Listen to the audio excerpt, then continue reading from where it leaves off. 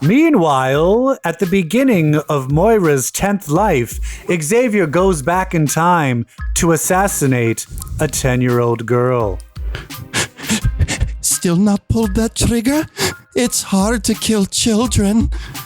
This is the kindest way available to us. The other path is worse. The best way is leaving the corpse of a child in her family's garden? Okay, what are you doing, Moira? What do you mean, what am I doing, you big meanie? Okay, nope, you're not going to do the baby voice. I'm still going to shoot you. I know you're an adult brain in there. Oh, but how could you kill a cute little girl like me? Right. Look at these freckles. Look at these stop freckles. Stop it. Don't make me chubby your cheeks. Oh, all right, they are adorable. That hurt me. Okay, no, I'm going to kill you. Pigtails in. No, do you like my pigtails? No, I don't like them. I'm going to kill you fucking anyway. You're a fucking bitch. I'm so scared of the world. I'm a little girl. Please protect me, father figure. No. This isn't going to work. Just because I have a bad relationship with my son doesn't mean I'm going to try to be a good father figure. But my thumbs are in my overalls now. Isn't this cute? Oh, no, you're doing that. Oh, gosh. Willikers I've got a big wowie pop. Oh, no. Where did you get that? Oh, and now she's licking it. She looks adorable. Oh, no. I still have to kill you. Turn around so I can't look at your face. Oh, no. Oh, I made a stinky boom boom. Now you have to change my diaper. Oh, fuck. Oh, I'm sorry. I got a little carried away there. Yeah. I deserved it. That was horrible. The smell of shit made me pull the trigger, so thank you. Of all the things I put you through, Charles, that was the worst. Yeah.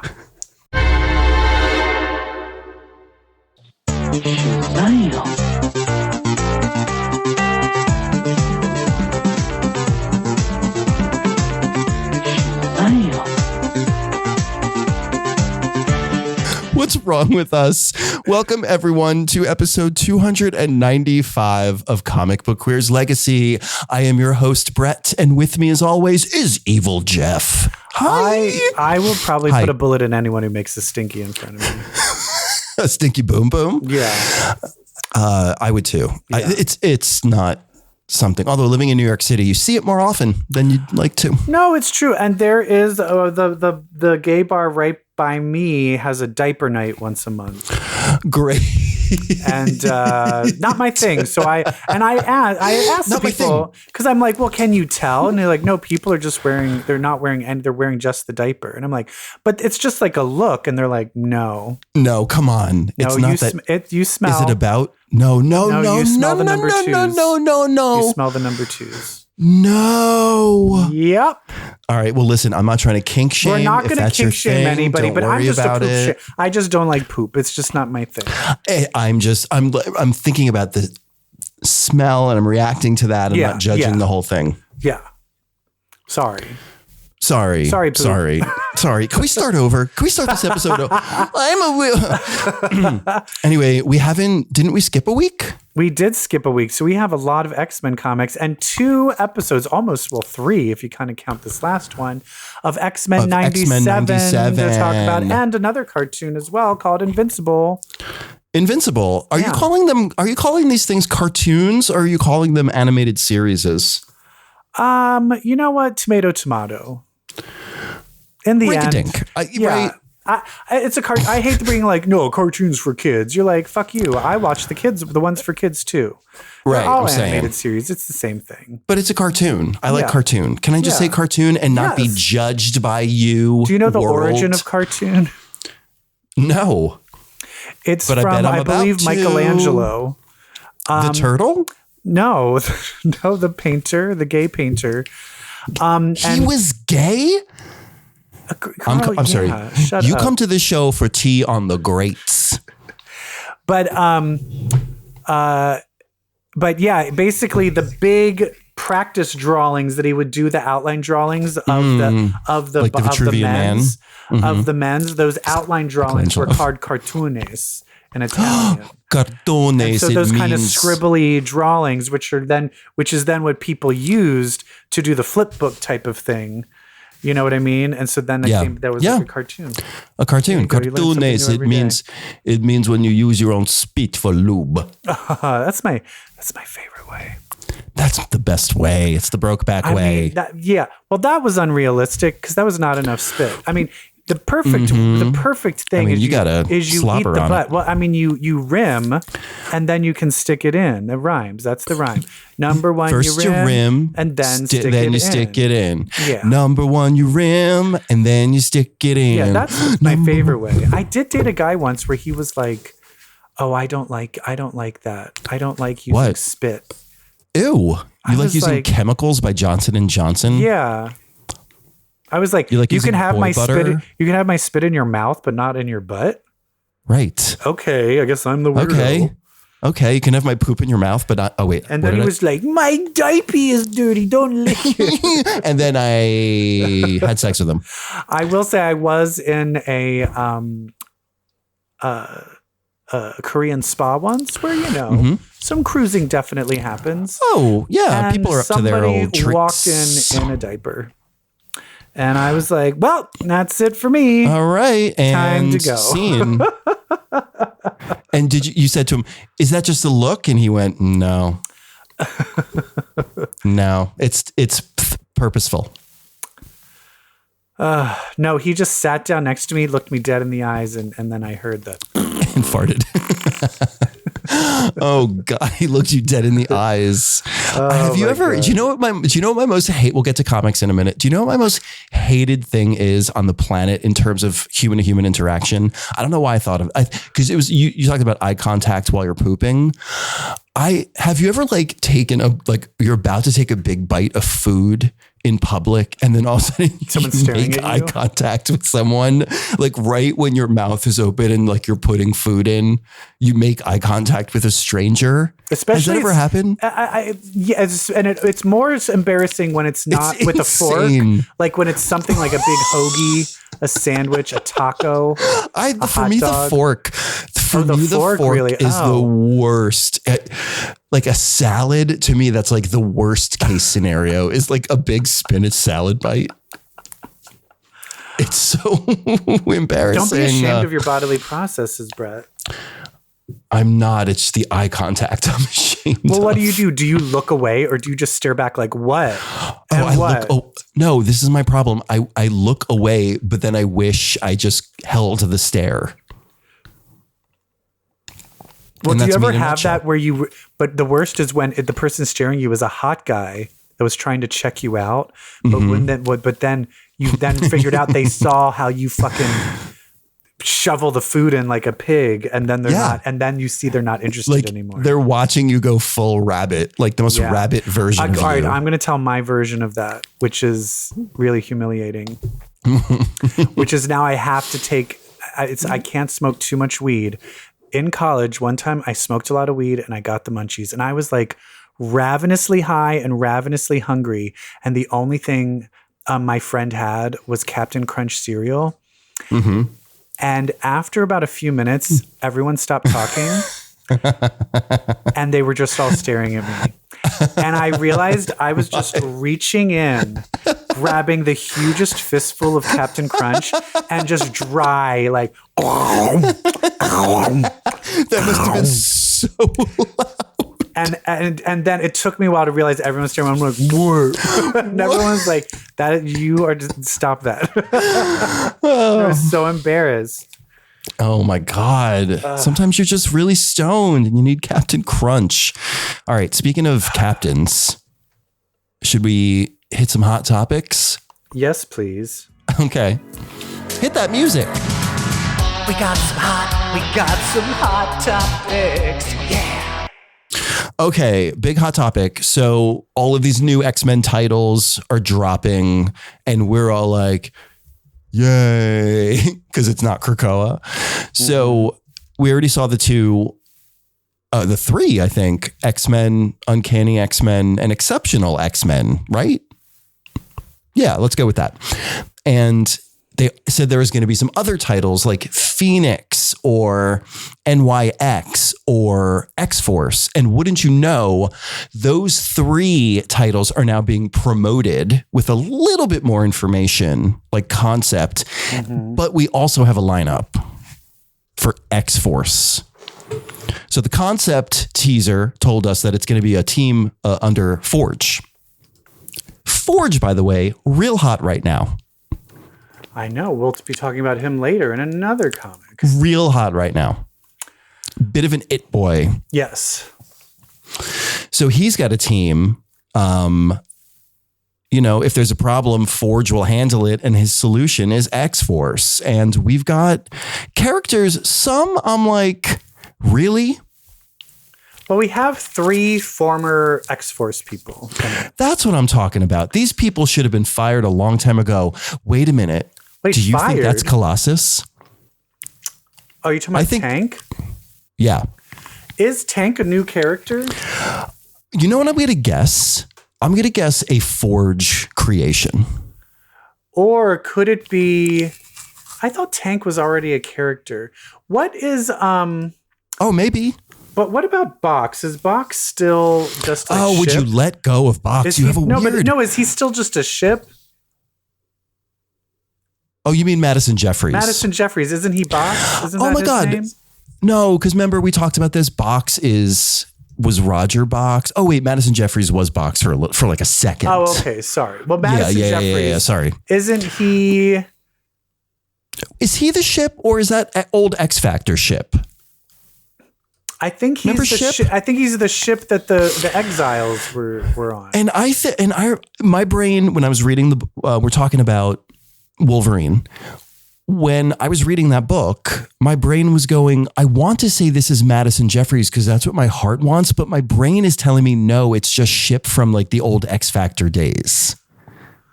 Oh, no, I think he died or something. Yeah, he did die. And I think he's now the ship.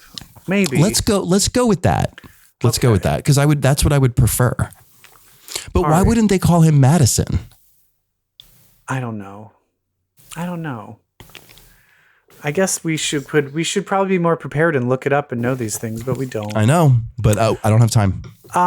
So it looks like there is a character named Tank in the 616. Big boy. But but he's from Ironheart, so I don't think he's a mutant. I wonder. So maybe this is like a Forge robot? It could be a Forge robot, but it does look like it's something where, this person's going to be revealed as Colossus seems like that'd be cool. Be that. That'd be cool. I would love that. I would love if that was like a undercover strongman. Yeah, because strong guy. Oh, because you need someone from what I was surprised by is that there's no Havoc Polaris strong guy member represented here. Well, they were X Factor. No, I know, but that's Forge. Forge was on that team. Forge was on. Okay, Forge was Forge on X Factor? Forge was part of X Factor, and you saw him in this group photo in the cartoon. No, I know, but in the Strowman era when they first remember formed, there was he wasn't there right away. But did he show up later? He joined because I remember these panels of he was talking to Val Cooper in that book, and he was putting paper clips together. Right. I need to reread that. That's a real good. That's Peter David shit. I need to reread that because that shit's good. Why do we remember the paperclip question mark? I don't know. Because it was a stupid use of Forge's powers. I remember thinking that at the time. But we have Betsy Braddock. I'm so happy it's Betsy Braddock and her girlfriend Rachel Summers, who I guess is not dead. Who it looked like she was killed, but I guess not. We'll talk about that. I cannot believe Betsy and Rachel are on X-Force. That is so fucking good. Yeah, we have Deadpool, who's an X-Force staple. And you have to have Deadpool in the movie. You have Sage, which is... She should have been fired. Thank you. That's what I was just about to say. Why are we... at least she's not in charge. Can we... It's like, girl, go relax. And then we have Surge, the former leader... That's fun. Of was it New X-Men, I guess? Yeah. With Elixir and Hellion and all that. We have Surge, Pixie. where she has electric powers that Mercury. make her have super speed. Yeah. This is a fun team. I like it. Fun team. Know what else I like that's not in there? Is Omega X. Red. Omega Red. Omega X. Thank you. Omega Red is not in there. And we like that. Yeah. When I was no reading... Omega X, no Omega Red, no Omega 3s. No fatty acids. When I was reading X-Force number 50, which we'll talk about, there was a part where I was like, oh, is Omega Red going to die here? And it didn't happen. Yeah. And the other thing, speaking of these new comics, I just also was thinking about how in Kitty Pryde. That's what I wanted to talk about. Kitty Pryde, her new comic is saying how she decides she doesn't want to be a superhero anymore and goes back to Chicago. She does it all the time. Pulled back in. Remember Mechanics? Do you remember that? Same thing, Chicago. Except now she's more of an adult doing it, but that she was doing it to go to college. Is she now a professor? I feel like part of me is like... She's going to be a bartender. Oh, a bartender. But it's also weird that it's like they're doing the exact same, almost the exact same premise. It is weird. I feel about I mean, it's weird. Like I feel that way about NYX too. I mean, just bringing up the title. I was like, what a weird title to bring back. Did they say what NYX is? Is that because that's X-23? Yes, I think NYX is going to be our book because it's 5 mutants lost in one big city. It's just 5 mutants living in New York. But it doesn't say which ones. No, I think. Why do I feel like one has been revealed, or maybe everyone's assuming? Feel like it has to be Laura you know what? Kinney. What? People are saying it's likely Ms. Marvel.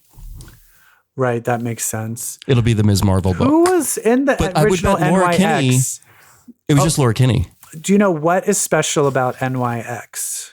It was the first appearance of Laura Kinney in the comics.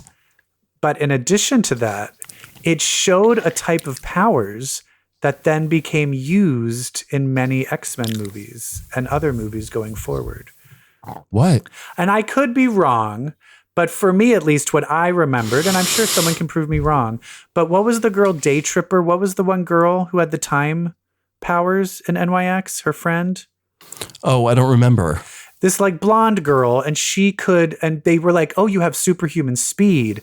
But then when you saw her power, she's like, no, I can just make everything slow down around me. Mm-hmm, and that was the first time I had ever seen that description and only showing everything's in slow motion while I'm walking normally, which then became used the big famous scenes in the X-Men movies with Quicksilver.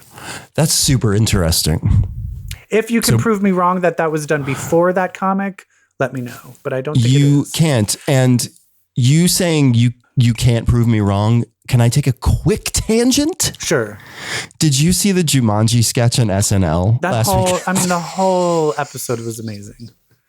But that was one on my birthday. I had everybody rewatch the Jumanji sketch. I was good.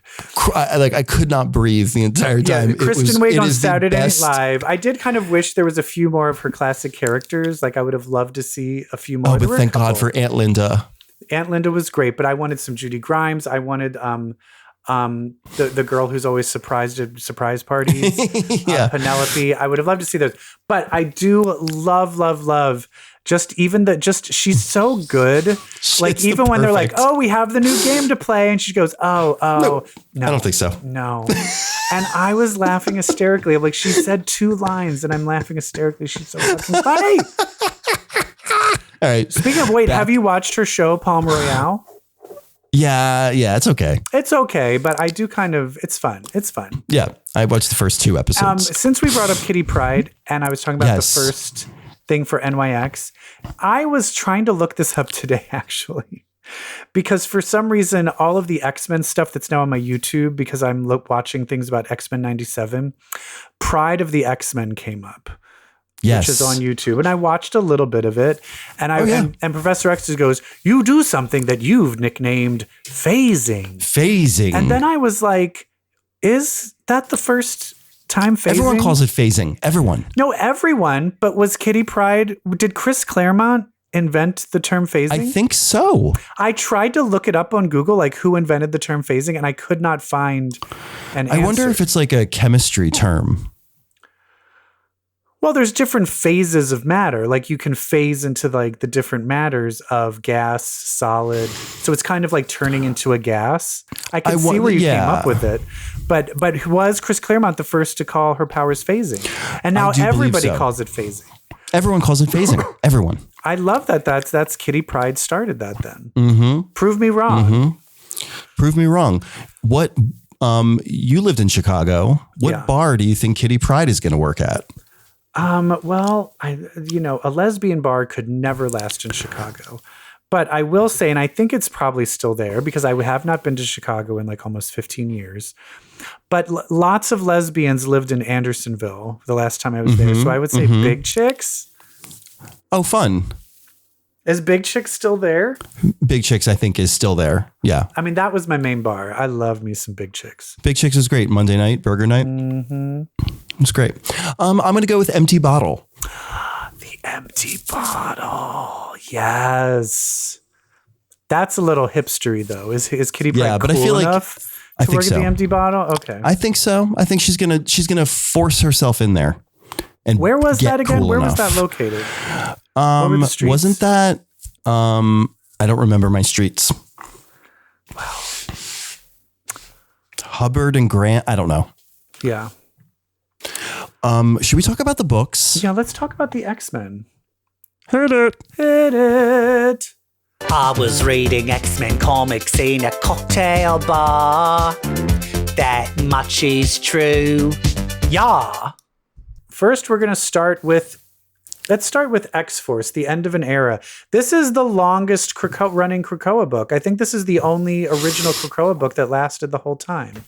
Not to be a bitch, but why couldn't that book have been Hellions or Hellions? I mean, yeah. Well, I mean, Hellions was Hellions original? Like one of the first. I mean, like books? pretty much. I would like pretty much. It was like second wave. Oh, okay. Yeah. No, I agree. But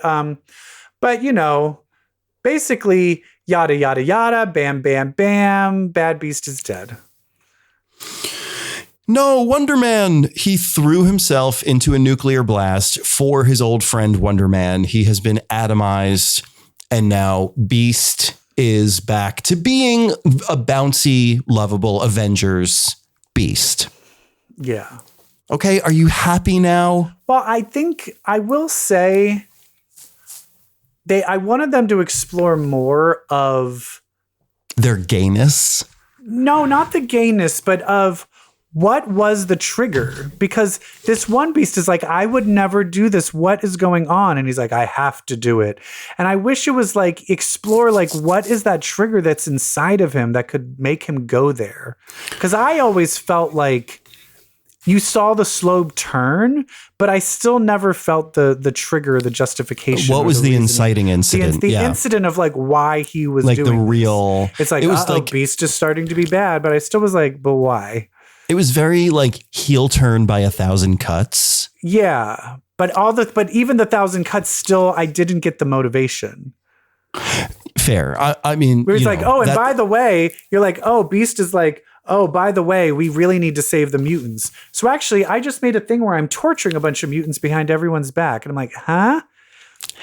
Like, yeah, it just didn't make sense. But, this is all just leading up to having good Jolly Beast. But I also like the idea that Wolverine isn't going to trust it. I love that. I love that this is now a character that has to be watched and monitored. Along with Colossus, because people don't trust Colossus either. Yeah. So I kind of like that idea. Is Colossus on a team? So far, no. Okay. Oh, wait. I'm not sure. How do you feel about Colossus and Kitty ever revisiting their romance? Or you just want Kitty to start lesbianing out? You want it to just be scissoring. Of course I want it just to be queer. If we're going to I just want full queer. However, even that aside, I never connected to Kitty and Colossus as a couple. Because of the grooming? Yeah, that. The 14 and 19-year-old relationship? I just never bought it, and it was gross. And I thought it with Joss. Joss Whedon made me believe it. Joss Whedon, that was good. Come on. They've always felt like brother and sister. Not even when he fucked her so hard she phased through the floor. Oh my God. Stepbrother and stepsister. Okay. I mean, to stop making it even hotter, Brett. I'm looking at the lineups of the 3 new X-Men teams, and no, instead of Colossus, we have Juggernaut. Also, I hate Juggernaut. You know what? I don't. I think you should give him a chance. I think you should open yourself up to good Juggernaut. I like him as a foil, as a bad guy. I don't like him as a good guy. Sorry, Kane Marco. I like himbos. I like him as dumb and nice and big. Time out for a second. I don't want to bring this up in a whole separate section, but okay. Have you watched any of Physical 100? I just saw that a new season has dropped, and I will be all over it. There is a character called the contestant, and they nicknamed him Thanos because he's so big. He is so huge. And Trixie and Katya actually just did a Queens That Like to watching it. And the whole episode, they're like, I've been meaning to watch that. I want to fuck him. Well, if you watch that Katya, they give away who wins and everything. So maybe watch the show first. But they literally are just like, God, I want to fuck him too. They're like, I think maybe we should stop talking about it because it's just everybody. We want to fuck all of them. They're like, I think we're gay. Yes. Okay. So Wolverine. I mean, let's do this quick. Like slice, stab, runt. We're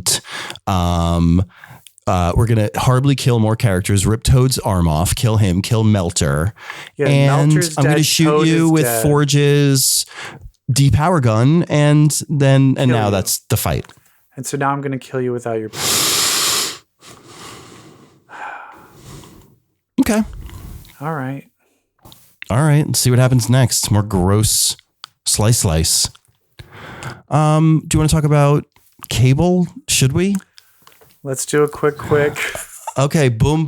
Guy. Black womb. Oh no. Black womb. Let me throw her. Let me use my telekinesis and throw her out a window. That was the only. Throw out a window. Part. Whatever. That was like part her was tubes. funny. That was funny. And then young Cable shoots old Cable in the head because he's so stabby and murdery.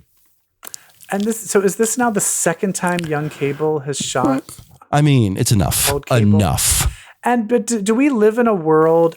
We would just shoot our old people? But no, but also how was old Cable resurrected? It's Cable. How was he? Or no, wasn't he like in some kind of... He was resurrected at one point. But because the young guy already killed him once. Right. And but then also, they resurrected him. If he killed him once and then killed him again, doesn't he remember that? Right. I think he knows. I actually think the first time old Cable showed back up after young Cable killed him in extermination. He knew it was happening. He wasn't resurrected. He just came back. And then I think he died after that. And then they resurrected him. Yeah, I think it was wild. I think there was like a weird underground thing that he was buried in some hatch or something. But I feel like the first time he got assassinated, he kind of like knew it was coming. How come he doesn't know that this is coming this time? Who's to say? I don't know. Who's to say he doesn't? This whole, I don't know. Listen, all I know is I don't care. Thank you. Me neither. Me neither. And all then right. before we get into X-Men and Rise of the Powers of, yeah, I just want to ask, did you read that Avengers issue, the last Avengers issue? We won't talk about it. I didn't. Why? Okay, it's the Avengers finally taking on Orcus, and it's just a pleasure. Is it connected to Iron Man at all? Yeah, it's basically Iron Man being like, okay, you know how I've been saying don't do anything to Orcus until we're ready, which is kind of the excuse of like, why haven't the Avengers been there? He's like, you know how I've been asking you to hold? Okay, now we go. Oh, that's fine. Who do they go after? They lay waste to everybody. They go after 4 different targets. I don't think there's anybody like an Orcus character. Well, what about, isn't one of the Orcus guys the doppelganger Captain America? Was he in it? Yes, but he's not in this. No, the bad guy in this is a former Avenger. Do you remember 3D Man, aka Triathlon? No. So So do you remember when they did Secret Invasion and there was that guy on the Avengers who could see Skrulls? Oh, is that him? It's him. Yeah. And so now he's on Orcus for some reason. Why is he a bad guy? He's like, because I saved everyone from Secret Invasion and they still cut me from the team. So fuck them. So I'm going to kill mutants? Okay. Okay. Right? Yeah. So it's, yeah. So it's a two-part story. Yeah. It's fine. All right. Well, let's talk about Rise of Powers of X. Let's do that. This is wild shit. Can I just go on record and say that? Wild in a good way or a bad way? It's just chaotic. I love it. It's chaotic. It also, part of it, there's some things where I'm just like, all right, well, if you did that, why did you just do that? All right, but we'll get to it. One thing I know you're going to be really mad about, but I guess we'll get to it. So Moira comes and sees Xavier and he's just pointing a laser pointer at her head. You have a red dot on your forehead, bitch. When I first saw, and then we see Moira talking with, what's his name? Enigma. Essex, Enigma. The Dominion. And the funny thing is when he's talking to her, he's like forming words in the fire. And he says, shush, company. I thought it said sushi company. And for a second, I'm like, sushi company? What? And then I'm like, oh, there's a shush. Okay, got it. Oh, it's an exclamation point. I would have loved it if it said sushi company. But basically, we already know that Enigma is kind of controlling everything behind the scenes. He's the one that fed kind of some lies to Omega Sentinel so that she would come back here. Everything that she came back for. He sent her back. But he kind of like fed her with what she needed to know. She doesn't kind of know everything. Yep. And it is really sad that she was a good character and he sent back the evil version and it took over the good character. So yeah. That's kind of sad. That is sad. And basically, he wants to, he's like, you work with me because I need access to all of your lives so my dominion can be in multi-dimensional, not just stuck in this one timeline. Correct. It's weird how he's like mad that he's like, I can traverse through all time and space, but it's really boring because there's other time and spaces. That's the thing. That is showing you power. It's never enough. There's always something bigger. You think you're going to get the next big job? Nope. There's someone higher up that you want. This is just the phalanx. I feel like this is just consume, essentially. And basically, Mother Righteous, Rasputin is outside protecting the No Place from the Dominion. Rachel's trying to like keep everything intact for Charles to talk to what she thinks. She still thinks he's going to talk to Moira. And then we have what's his nuts? Sinister inside Doug Ramsey. Mother Righteous says, "Hey, let me out of here." And Doug is like, "Ignore the bitch. She's just going to try and kill us." And then meanwhile, we have little baby Moira basically being like, "Wait, why are you going to kill me?" And then he's like, "Bitch, I know your whole plan."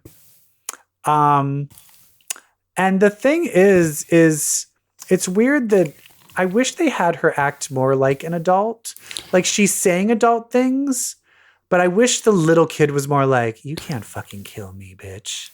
I know. I wanted own like you. I own I you, wanted like a like let her be Kirsten evil Dunst. because it's almost like she's not acting evil. Like, what are you doing? But I was actually trying to help everyone. I'm like, no, you've already been written as like an evil, crazy person. It's because she hasn't been mansplained to death yet in this life, which is the thing that I think turned her evil.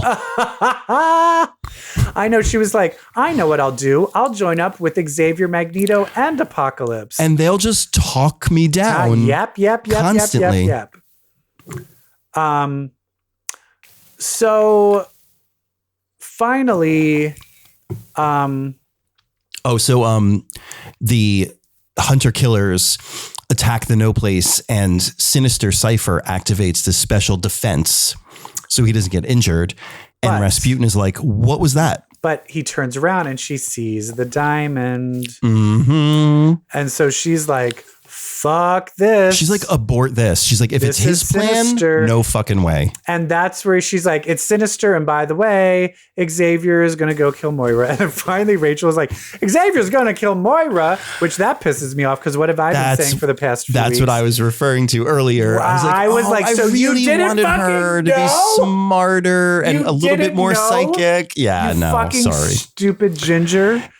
Hey, listen, the lesbianism, it fooled us for a while. I know, but it's still Rachel fucking Summers. She's so high off of pussy juice, she can't see what's right in front of her face. Anyway. So Xavier's like, yes, I'm going to kill a kid. This is the easiest way to do it before your powers come up.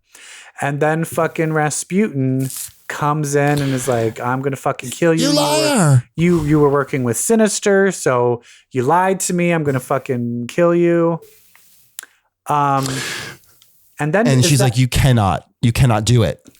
And then Sinister sends these like Sinister. Is that Sinister sending them or the Enigma? No, Xavier had, he has those red diamonds in his hand. Xavier created those monsters, right? Right. Okay. So he sends them after her. She dispenses with them. He catches up to Moira. But then Rachel. Weird. Rachel is like, you can't do this. And then finally he's like, okay, I won't. You know what we'll see? In Dead X-Men 3, we'll see the other side of this scene. But he does implant memories in her and he shows her what she's going to become in this life, hoping that she'll choose a different path. Well, is that what he does? I think it's pretty vague. Well, what do you think he's doing? Is that? I don't know. I think he's brainwashing her in some way. I think this is a little hypnotic control of behavior, maybe. Like, it could be. What are you doing? I am hoping you will make the right decision in the end. That you think of something other than yourself. And yeah. So maybe. So it could be. It could be like this is something that Jean Grey would do. Jean Grey would be like, look at everything you do. But you're right. Professor Xavier would, and Emma Frost, they would be like, no, I'm gonna fuck your brain chemistry up so that you'll end up doing what we want. But that also means that this life is Moira then going to not become a robot and be a good guy? Right. How did this affect the timeline? Right. And then also if she's then a human, I'm very confused of like, what is the timeline going to still be intact or is everything going to change? I mean, like technically they didn't really change anything other than this interaction. And then he wipes her memory of it. But I think but it all depends on Moira. It depends on what Moira decides to do differently. Like if she decides to be good, none of the Orcus stuff will happen. Like the Hellfire shit where she like you know what I mean? There's a lot of stuff that won't happen. Totally a matter of what he did. Yeah. So he leaves, but then here's also what's crazy. But then, then Moira's talking to Enigma. Yeah, and basically he gives her a little taste of what he wants from her. Because he's basically like, I'm going to let you be part of the Titan. Dominion, but you'll still be independent where you can still you're not totally consumed. I would not believe that for a second. No. And she even says this feels Faustian. Yeah. And so it's back to the future Moira talking with Enigma. But she decides to do it. Yeah. But that's the thing is like, but has the effect that what Xavier did in her earlier life, has that caught up with this future Moira? I wonder if Xavier basically was like, the thing that Xavier did started with, okay, the second you become a Titan, blah, blah, blah, blah, blah, you know? Or like the second you assimilate to Enigma. Yeah. Because I will say she kind of snaps to it where Omega Sentinel's like, we need you. And she's like, well, got good news. Everything's good. They want to help us. Everything's good. And she's making a face of like, that doesn't seem, I don't know. It doesn't seem evil to me. Interesting. So we'll see. I could be completely wrong. Interesting. But we do get to see Rasputin then finally kill Sinister. So in this world, other than I think Mother Righteous is now the only Sinister not dead. Yeah. No. Orbis Stellaris is still alive, right? Yes. So the Doug Ramsey gay Sinister is officially dead. Officially dead, and then so is Rachel. And then he kills Rachel. Why does he kill Rachel? I don't understand. I know why. Explain it to me. Phoenix. They're resurrecting the Phoenix, so I think all the Phoenices need to die. I think Jean needs to die, Hope needs to die, Rachel needs to die, and Phoenix will resurrect. Wait. But she was saying, I'm already going to resurrect the Phoenix. Why does all of the other ones have to die? If she's going to be, is it because he thinks I can take the Phoenix? I don't think so. I think this is just the ritual. I think he's like, no. Yeah, you can totally resurrect the Phoenix. Let me just skip ahead a few steps. Okay, it's still unclear to me what his motivations are, but I feel it's all just going to end up with him in jail. I also like where he shoots her and you just see in the background Rasputin, like, what? Like, what? I'm very tired. Wait, but what the fuck is going on? Okay. And now fucking X-Men 33. X-Men 33 is all about Shaw bringing his son Shinobi on. And basically, he's always hedging his bets. I need to make sure, just in case this side wins, I have some angles here. If this side's win, I have some angles going there. Isn't Shinobi not his son? Is it not his son? Remember, isn't it Harry Leland's? Wasn't that the big reveal in Marauders? Oh, okay. Yeah, I think that's true. Well, and wasn't that the same writer? Maybe. I can't remember. It was. Yeah, but basically they hire the Reavers to go and attack Callisto and all of the mutants staying in Madripoor. And the mutants are still taking it to Orcus. You've got Emma in these great panels of her putting on her white lipstick and talking to everyone, leading the troops. She tells us what's going on. Wolverine kills a bunch of Orcus soldiers. Yeah, and then they send Kitty Pryde to save Callisto. Yeah, and Shinobi teams up with Callisto and Kitty. And do you think this is a reference with Callisto being kind of crucified, very similar to when she kidnapped Angel? Crucified Angel. Mm-hmm. Mm-hmm. And then we focus on Dr. Devo. Yeah. And Kitty Pryde chops people in half. Kitty Pryde chops people in half. And your Dr. Devo and Shinobi basically is like, I'm going to take I know my dad's hedging both bets, but I'm thinking you're going to win. So go kill Dr. Devo hidden in a ship that looks like the one that crashed into the Chesapeake Bay Bridge. Oh, God. That's horrible. And the mutants show up. We got Ms. Marvel, Wolverine, Forge, Magic, the White Queen, and Sync. But he opens up the negative zone. Oh no. And they're like, we're going to get sucked in. And I guess they're just blown around the room for a while. I don't know. And they're like, wow, there's all these other X-Men part of this plan, but we can't contact any of them. So we're going to contact the Doom X-Men. All right, whatever. I guess I'll buy that. Sure. Not. These Doom X-Men, I could not give two fucks about these Doom X-Men. Yeah, they're really trying. They're the fetch of Mean Girls. Stop trying to make the Doom X-Men happen, please. And they kill what's his name? Dr. Devo. Dr. Devo. They kill Dr. Devo. And so but then it cuts back to Cyclops telepathically talking to Emma, and he's like, hey, I'm with Nimrod. It looks like the whole plan was for the machines to build Sentinel City, and Sentinel City is basically going to blow up the planet. Yep. I'm like, why didn't Nimrod just kill Cyclops right there? He's like, your death doesn't matter. I'm going to leave you alive. Yeah, he had to explain the plot. And yeah, take me down to a Sentinel City where the grass is green and the robots are pretty. But you know what? These X-Men might be fun. But you know which X-Men are even funner? The 97s. The 97 X-Men. Let's hit that fucking music, bitch.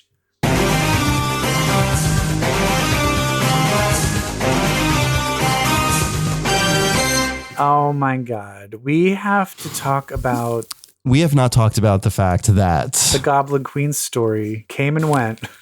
there was Inferno. Burn bright, burn quick. It was done very, very, very well. It was done very well. It was done amazing. very, very fast. Yeah. And that's my only complaint about this is that these are 8 episodes. I would have killed for this to be 22 episodes, and this could have been like a 2-parter. It's and I've complained about this and other things. My only complaint, this was the same thing with like WandaVision. I would love WandaVision. I wanted it to be an hour, not a half hour. Yeah. Like I just want more. I want more. I will say it is 10 episodes when everyone counted 10. the list. Oh, okay. Yeah. Because they did episodes 1 and 2 in like a special treatment. And so when everyone counted the episodes, they actually just counted starting at the 3rd one. Oh, okay. But yeah, 10. So that's good. All right. So we have the Goblin Queen shows up, and we have. So that's the wildest part. It's Yeah. just all of a sudden she goes, I'm the Goblin Queen. Like my husband was like, what? Because he don't know. Yeah, they skipped a few parts of how, like, the only reason she's a Goblin Queen is because of Limbo. But I love how they had magic show up in a fun way to kind of give a nod to it. Good old Morph, who's going to turn into the characters we need to see. She was so bitter about the choice with Scott and Jean that she made a deal with demons and became the Goblin Queen, which they kind in of, the comics, yeah. With this, they just made it more about Sinister. It actually makes more sense the way the cartoon did it, but then they didn't have a good reason of why she's the Goblin Queen. I just want just some mention of like do a little goblin foreshadowing earlier, or have like these voices appear and she goes, show yourselves, and it's like little goblins and they're like, rule us, like just some sort of transition. Yeah.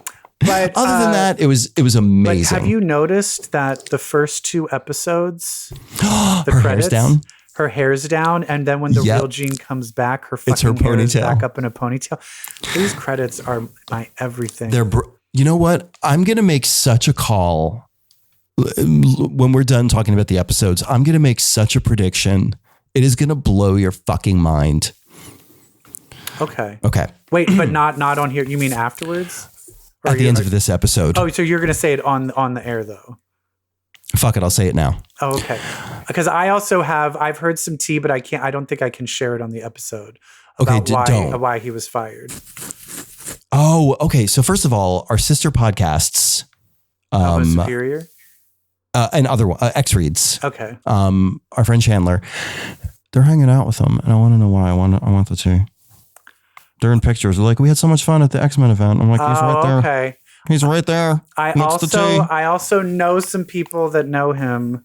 Don't give me OnlyFans shit. No. It's not that. No. What is it? Is he No, crazy? I can't say. I don't want to say because if I'm wrong, I don't want to be like sued. Okay, totally. It's like that. No, I'm just kidding. Whatever. He is writing a fucking hell of a show. Yeah, it's great. So this is Inferno. The things I loved about this is Fire Made Flesh. So this is all about the Jean we thought was Jean, realizing she is not Jean. She's a clone. She's Madeline Pryor. As the real Jean shows up, they fight. Well, but first what? Oh, I was going to say the demons. Oh, okay. Yeah.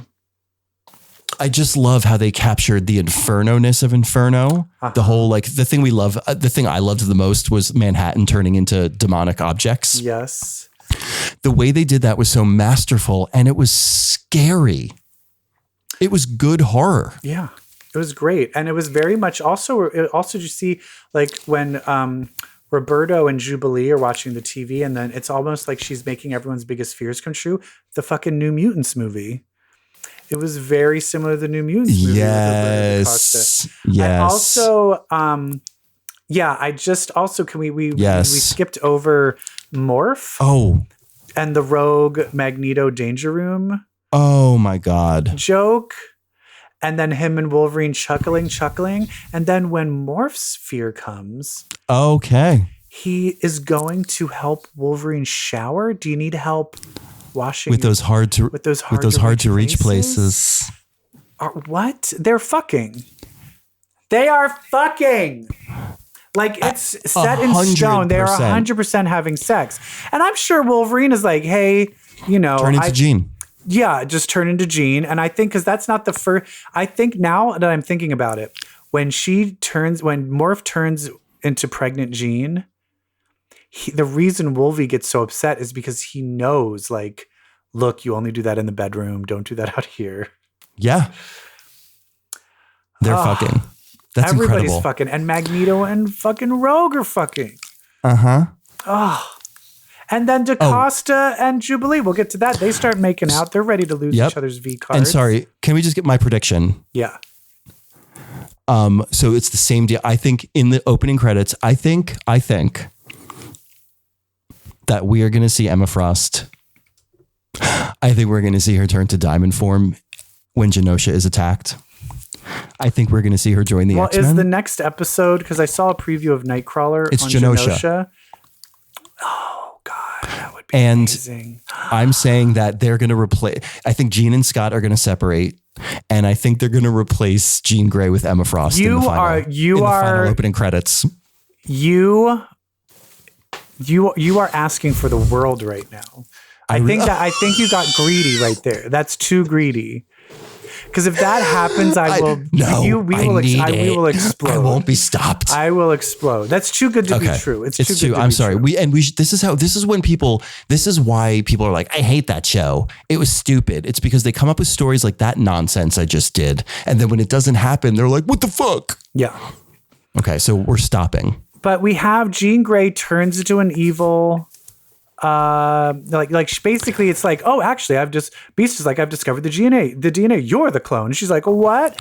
And this is where the church, rather than Scott leaving Jean Grey, she's like, you believe me, right? And he's like, oh, but the DNA. And that's what turns her. And I'm like, oh, this is so much more like Scott's not a total asshole, but she still has a reason to be completely pissed. It's so good. But then also she's not evil. She's pissed, but she gets she's being controlled. She gets the diamond on her head and starts being controlled by Sinister. And she was just a delight what a delight. Like her evilness, her fighting. She was animated so well. And she gets a Sailor Moon costume transformation. Incredible. Incredible. And she just was like her fight with Magneto in the church. That was beautiful. Madeline Pryor the Goblin Queen was so good. She looks at Cyclops. She goes, who am I? Say my name, Scott. And he goes, She's making him come. He's like, cloney. But like the demon stuff, like when Beast opened the elevator, it was just that big tongue and head. That was so like Junji Ito weird. It was very Spirited Away. In a very weird Spirited Away. It was very, like, this is not right. It was so fucking funny. Good. And then finally then that's where you see Morph turns in. Morph is like, when Evil Morph came back, it was because he was under the control of Sinister in the original. Of Sinister, cartoon. Yeah. So he really, really, really is scared of Sinister, but he comes back and he turns into magic and dark magic. Dark Child. Dark Child. So fucking amazing. It's so good. You have to have Ileana Rasputin in an Inferno. And then show. Sinister takes Nathan, puts him in a little petri dish. Didn't even put him, dropped him. Dropped him in there, and I was like, Ploop. I smell a virus coming. Yep, so now Cable's happening. Bishop's not even in the opening credits anymore because he's taken Cable to the future. Hello. So I guess he's... But Cable has been in the X-Men comic already. In the cartoon, yeah. In the cartoon, but I think that comic was released before it was known that he was Nathan. Probably, maybe. No. There's a moment where Jean, I think it like gets a hint of it in his mind, but that's it. That's the extent. Okay. No, because that's right. It was the late. Yeah, no, it would have been after all that happened. Yeah. Okay, so there's that amazingness, and then she's like, "Since I'm a clone, I'm out of here because." I don't have my baby and this life is fucked up. And so I'm going to be Madeline Pryor. I'm going to call myself Madeline Pryor. I wish they also, the same thing with Goblin Queen, they should have had some sort of build up or some reference of why she chose Madeline Pryor, being like, because that's what it is in the comics. Well, your middle name is Elaine, and I'm the mad version of you, so I shall be Mad Elaine. You came before me, Briar. Okay, so that was Fire Made Flesh. We did Inferno. Can you believe it? We did Inferno. And then we did Mojo World. And then we got Mojo World. Which I was hoping to see a little Dazzler or Longshot or... Dazzler was referenced. What's the gay one? Shatterstar? Shatterstar. He did mention, he said Dazzler has another gig. Yeah, which means I heard she's showing up later, right? Oh, baby, I'll die. I will drop. No, I think there's a picture. Floor. I think they had a picture of her. Oh, my God. Yeah, there's a picture of her, but she doesn't have blonde Don't tell me anymore. But can I tell you one thing? What? Guess what outfit she has? She's going to look like Pride of the X-Men video game. Yes. Yeah, totally. Yes. Of course, that's the universe. That's the cartoon. That's the universe. Yeah. That's what she looked like in the Phoenix Saga. I'm so excited. In the cartoon. Oh, fuck. I'll die. Anyway, Mojo. The Mojo one was all just about... It was fine. It was cute. It was cute. It was just showing the budding relationship. The video game nostalgia. Yeah, they were showing the budding relationship of her and Roberto, but also showing what Jubilee's powers, if they went kind of towards Omega level, what they could be. Not Omega level, but if she like fully... I love those like buzzsaw, firework buzzsaw hands. Yeah. Those are awesome. Yeah, and I don't think they've never really even done that in the comics. So I'm like, that's a good idea. That makes her powers more interesting. The Mojo Ozempic stuff was hilarious. It was great. And it was cute. It was fine. It was good. It was bubblegum nostalgia, like cutesy. Roberto and Jubilee, wild coupling, by the way, kissed. Yeah. But then they did Lifedeath Part 1. Yeah. And I was glued to my television. Even though they were rushing it, I believed all of it. It was written well, where he's like doing all of this and they're kind of falling for each other. She's wearing the white overalls. She's wearing the white overalls. It is, and it's riveting, and there is tension. Because what's the artist? What's the artist who did it's the guy who did was it Romita? Romita, yes. No. He did what's his famous comic that did? With Aaron Taylor Johnson was in the movie. Kick-Ass. Kick-Ass, yeah, the artist from Kick-Ass. He did that. Yeah. And so she's like, and he's trying to help her, but it's not working. And then finally she's like, why are you trying to help me? And he's like, well, I just wanted to let you know. Well, I love you. That I love you, but also I helped the government make some things and I didn't do it, but they did make the gun kind of bait. And she was like, you motherfucker, how dare you? And he's like, he tells her that. Yeah, he tells her that first. And then he's like, but I love you. And she goes, slaps him in the face. She slapped him across the face. She slapped him across. This show is giving you the drama. Yeah. It's like, here, we know who these people are. She's like, you can go fuck yourself. I'm out of here. But who's the bad guy that's going to attack them? I'm losing my mind at this point. Because this was so good. This was so good. This was so good. Oh, and then what happens with the adversary? Is it not Miss Storm gets her fucking powers back? What? This moment where the owl they keep talking about and alluding to, and by the way, whose eyes are like in the background of some scenes in the cabin. Oh, creepy. Creepy. When its talon comes around the door frame and it like peeks in. Scary. Love it. So good. I will say, here's my disappointment in this. Okay. Is I feel like they're getting to it, unless they're going to get to where she rejoins the X-Men and he has to sacrifice all their lives and shit, which I don't imagine that. No, and then they have to way. go to Australia. They're not going to do that. No. But what this does make me sad is I really wanted Storm to come back and not have powers and battle Scott for the leadership. Yeah. And I have a feeling she's going to come back with her powers intact. I do too. And I think she'll probably like show up in like a big like save moment. Yeah. Oh, it'd be great.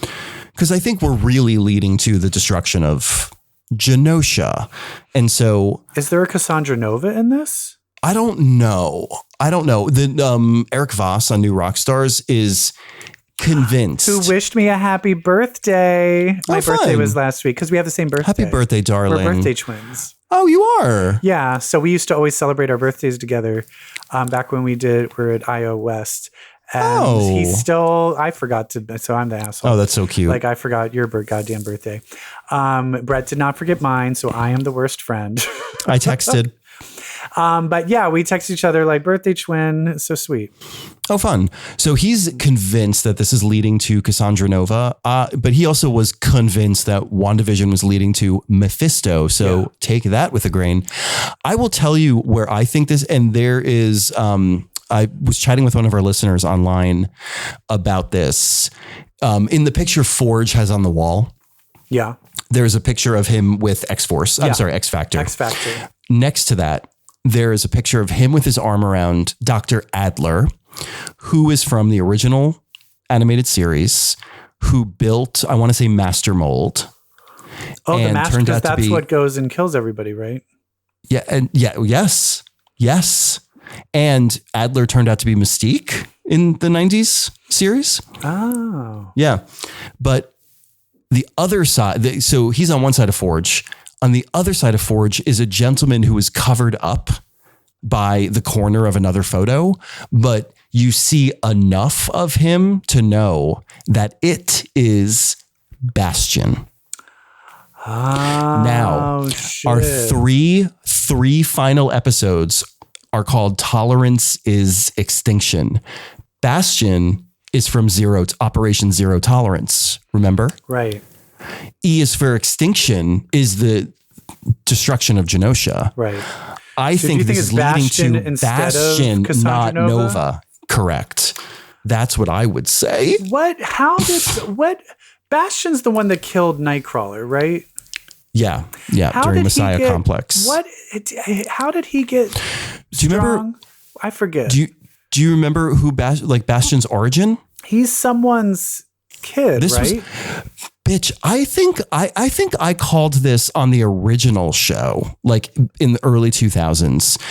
No, because maybe the reveal, I don't know. The reveal might have happened before that, but Bastion was the result of that time in the Outback where Rogue, Master Mold, and Nimrod got sucked into the Siege Perilous. That's right. He's part Nimrod, and he's the merging of that. Yes. He's Master Mold and Nimrod. That's right. Okay. I knew Siege Perilous. Okay, yes. Got it. So I think he might show up and lay waste to Genosha, which then gets us Diamond Skin Emma Frost, which then gets us her joining the X-Men, which then gets us Emma Frost in the opening credits instead of Jean Grey, which then gets us the next season is Grant Morrison's X-Men. Goodbye. End of episode. Boom, boom, boom, boom, boom, boom, boom. How does her song go? Whose song? Our podcast song. Okay. Yeah. That was me trying to do the end music. Love it. Yeah, it's just such a great show. What a ride. And he said, Aurora, in if I had infinite, my perfect imagination, my endless imagination could never have dreamt of anything as perfect as you. I love you. She was like, and I let you put your dick in me last night. That's right. And I'm only going to let you do it one more time. And after that, I'm out of here. There's another cartoon that we watched. Oh. It had just finished last week, but Brett is not fully caught up. But it's called Invincible. Invincible. I'm 4 episodes in to this new season. And this one, it's very different from X-Men. In the similar way, it is very, very, very religiously, almost to the point, following the comic, which I'm very happy about. It actually later in a few episodes that you'll see, they kind of changed a few things, but everything they're changing, I'm kind of agreeing with. Oh, okay, that's good. But yeah, it's just very violent and very a lot of pathos. And I like when a comic deals with like depression. I'm trying to date. How the fuck do I date? My dad is evil, but no, I still love him. What? He fucked another woman on a planet and now had a son with someone else. Now I have a brother. The love of my life called me. He said he thinks of me as a pet, And I like cannot get over that. Yeah. Yeah. Although have you read the comic? No. Oh, okay. The last line of this season is uttered by Omni-Man, and it is a direct like end. There was like a huge ending where he took a bit of a hiatus, and like in the comic, and it's the exact same ending. And okay, and it's a reference to his growth as a character after all this time being on that planet and what he thinks of Earth. It's really good. It's really violent. You haven't gotten. There's going to be a scene with this. So violent. There's a fight with the Serpent Society, and it is more gruesome than anything in the book. I can't stand it. Like, it really does. It's why I don't like this show. It's so fucking gross and violent. I just like it. I can't enjoy it. I love it. I love You're it. a sick bitch. Maybe I am. Maybe it's the only way I can get hard. Oh shit, did I say that out loud? Oh my God, is this recording? Joe's like, stop putting on porn. I'm like, no, I'm just putting on this latest episode of Invincible. Stop hitting yourself in the head with a hammer. How else do you want me to get off? But that's Invincible, it's fun. It's great. I like it. Brett's just okay on it because he's against violence, I guess. I'm a pacifist. You like The Boys, though, and Gen V was violent. The Boys, Invincible goes into such a sadism that I feel like The Boys doesn't go into. The Boys' violence is always like, yeah, Homelander, fine. He's very sadistic. I understand. And Stormfront was too. But like a lot of this stuff in The Boys is like funny or like accidental or just like so outrageous that it's kind of hilarious. But Invincible is just like, look at all the gross stuff that super strength can do. I don't like it. Well, we also watched Drag Race. Yes, we did. And no, I'm just kidding. How do you feel about our top three? It's the top three I was predicting. I was kind of over Q. Yeah, we said it. Q has unt. I feel Q is just kind of missing that charm and personality. And she was I was watching the videos of her on Roscoe's, and ironically, she was with Lucy LaDuca, who suffered from the exact same problem of super talented, but lacked like grace and charm and charisma. Yeah. Where it's just like, she still was like, I feel there was manipulation because I was the best. And I should have won all these awards. I should have won all those challenges. And it's just like, no, they knew like you're kind of being sour grapes. Like it is just if there's funny one thing. Yeah. People can smell a rat. And people, like you can't read how you come across. And that's a problem. So much of Q's problem is presence. And you can't see your own presence. You have no awareness about that. There's a different because it's defined by other people. And there is a self-effacing thing where you're like, it's the tricky thing because there's people like Nymphia who's like, I actually kind of hate myself and I use drag to kind of find my confidence. Then you have people like, and they're loving, everybody loves them. Then you have someone like Saphira, and Saphira is just like the kindest human being ever and is like everybody's mother and everybody loves that. But then you have someone who's Plain Jane who grew on everybody because everyone saw that Plain Jane kind of started to read the room and was similar in the way that like Mistress Isabel Brooks and Lux Noir London, how they were cunts, but they also would like laugh about it and knew how to like not take everything so seriously. Yes. And I think that, and then it's like, oh yeah, you're a cunt, but whatever, we'll be fine afterwards and everything's good. And you could queens see that who can let go. Queens who are able to let go. They are taking it personally. They're not letting it go. They're getting angry. They're getting bitter. And that is where that becomes the turnoff. And like, even if you are feeling that, you have to let it go and just laugh it off because in the end, it's a fucking TV show. And isn't that funny? Like that was the title of Nymphia's book in the book cover challenge was The Art of Letting Go. And Yes. like at the beginning, when she came up with Breaking Winds, The Art of Letting Go, you're like, okay, it's a fart joke. We're not going to see any substance. But then it really was about the art of letting go. And it was wonderful. Yes, it was. It did bring up the whole, someone was like posting pictures of how the majority of Drag Race contestants of color have white boyfriends. Oh, wow. And they're like, we need to address this. I was like, oh, wow, that is crazy. Oh, that is strange. But I think Saphira has a problem because I was saying before that Saphira is the only one with all 4 letters, C-U-N-T. But I'm so sorry. Nymphia found her N. And now there's 2 bitches serving full cunt. Yeah, I think Plain Jane, I think, is a little too divisive to give the win to.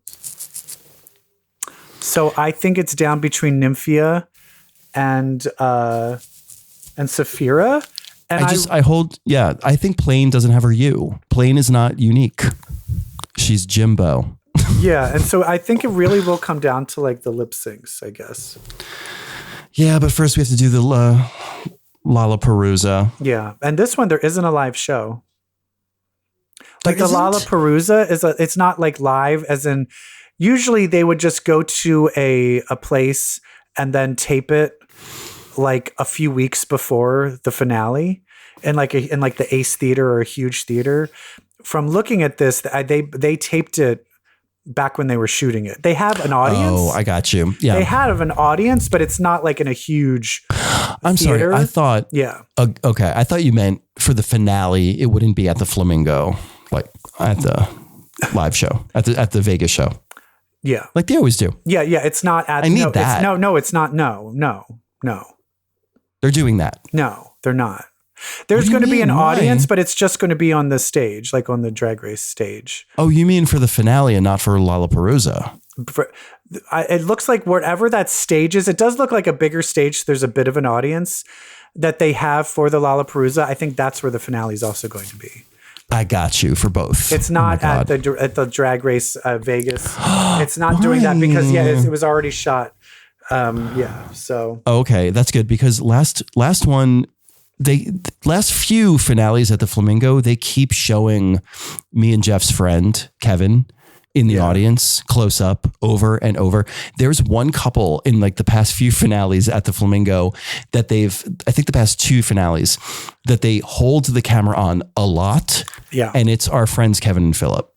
And they cut to them like every 5 minutes. yeah, It's wild. I do think because you know the like what happened last finale.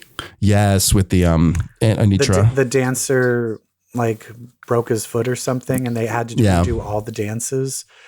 I think they're just like. I think they're probably like. I think we need a little more control. Yeah, we can't have this whole audience. I think we need a little more control of the situation. Yes. But yeah, I'm excited. Honestly, Great. if any of them won, I don't want Plain Jane to win, but I like her. Same boat. Exactly. But if Saphira or Nymphia won, I don't know if did you watch UK versus the World at all? No. Marina Summers from the Philippines she has blown up. She was amazing.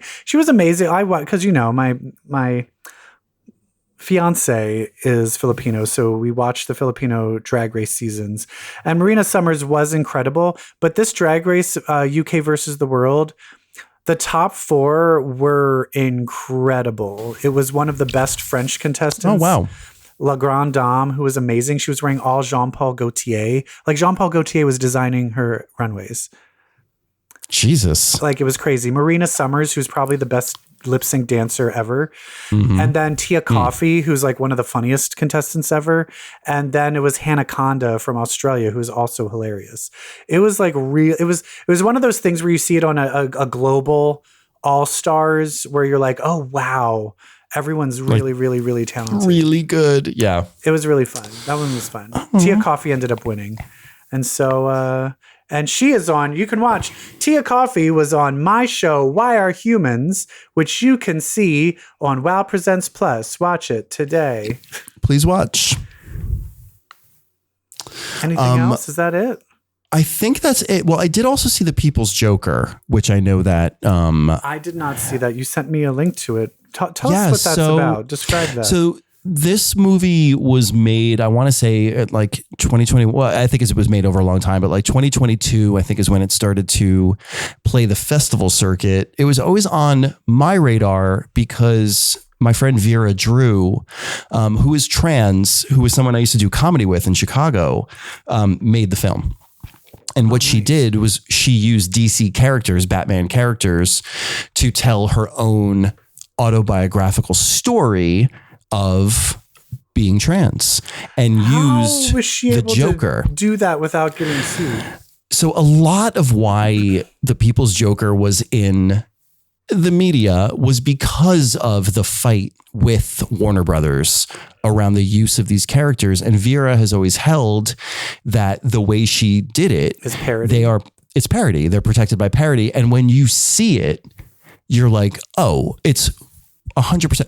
Like there's so many differences in the characters that like you can't say the thing you're looking at is Poison Ivy, but you know it's supposed to be Poison Ivy. And I say the thing you're looking at because it is a very kind of gonzo movie visually, in the way it's shot, the way it's edited, the way it's presented, like how they use green screen. Like Poison Ivy is this kind of crudely put together CGI character, while Vera is playing the People's Joker, and she's real, she's a real person. There's another actor who plays the Penguin. He's real. And so it's just a very kind of chaotic, weird, let's figure out how we can do this so I can tell this story safely, kind of approach. And it's just like, it's a fucking crazy movie. It's wild. It's hilarious. Vera is hilarious. Vera used to edit. I want to say Tim and Eric, but she's worked with Tim Heidecker, and so she knows comedy. She knows this kind of insane absurdist comedy. Absurdist comedy. Yeah, I mean, like, and she edits for that. Like, so you could just imagine the way this movie is presented, but it's also kind of it was great to see my friend's story, put out there, and obviously using comic book characters, which I fucking loved. But it's so great. She finally got to a point where this film can be distributed. So it's playing right now. Like I saw it at the IFC Center.